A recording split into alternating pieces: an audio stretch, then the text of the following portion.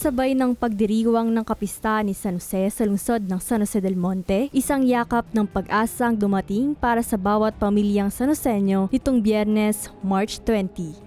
Makikita rito sa likuran ko ang inisyal na bilang ng mga San Joseño na pangunahing benepisyaryo ng bagong lunsad na programa sa ating lungsod, ang PhilHealth Gamot o Guaranteed and Accessible Medications for Outpatient Treatment. Isang malaking ginhawa ito para sa ating mga kababayan, lalo na sa mga matagal nang dumaranas ng karamdaman at nangangailangan ng tuloy-tuloy na tulong gaya ni Nanay Nelia. Gamot para sa asthma ang pangunahing pangangailangan ng ina ni Aling Jemeline. Sa tulong ng programang ito, masisiguro ang tuloy-tuloy na gamutan ng kanyang mahal sa buhay. Sobrang laking tulong nung program ng PhilHealth Gamot kasi sa taas ng mga presyo ng mga gamot ngayon, syempre widow na siya.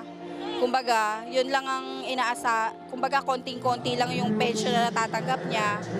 Kaya nagpapasalamat kami dahil nagkaroon ng ganitong dito sa San Jose del Monte. And thank you din kay Mayor kasi ginagawa niya lahat yung mga makakatulong lalo na sa mga seniors. Kagaya ni Nanay Nelia, isa ring senior citizen si Nanay Elvira. Matagal na niyang iniinda ang hypertension na ngayon ay mabibigyan na rin ng sapat na suporta sa pamamagitan ng programa. Ako po ay lubos na nagpapasalamat at doon po sa Yakap PhilHealth. Napakarami po na natulungan ngayong araw na to at maging masaya po kami pag uwi namin sa aming mga bahay. Ilan lamang sina Nanay Nelia at Nanay Elvira sa libo-libong San Joseño na makatatanggap ng libreng outpatient medicine na nagkakahalagang hanggang 20,000 piso kada taon para sa bawat benepisyaryo.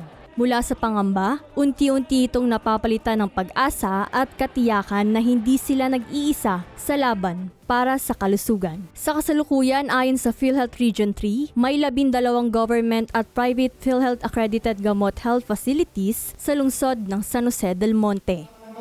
Sabi nga ni Ate Mayorita, ay hindi na ito ay talagang sa kanya lang.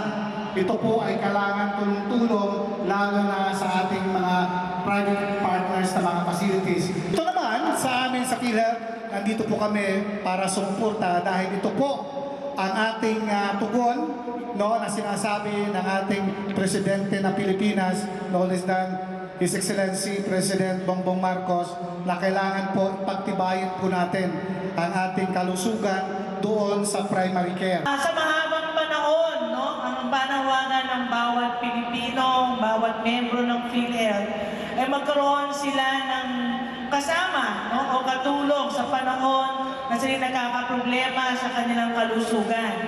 Alam naman po natin, pag may nagkasakit na isang member o miyembro ng pamilya, lahat nagkakaproblema.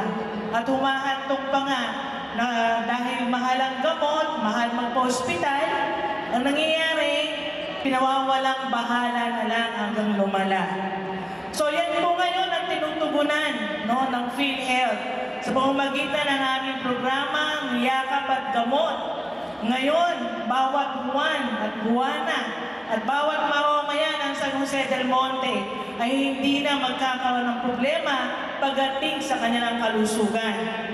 Libre na po ang ating mga check-up, libre na din ang mga laboratory tests, and hanggang sa lahat, libre ang gamot. Naging posible ang PhilHealth Gamot sa The Rising City sa matibay na pakikipagtulungan ng pamahalang lungsod sa pangunguna ni Mayor Ate Rida Robes sa PhilHealth, mga partner health facilities at sa pamahalaang nasyonal. Ang pangarap ng isang ina o ng isang ama na ang inyong mga anak ay dapat malusog. Pero hindi dapat puro pangarap lamang.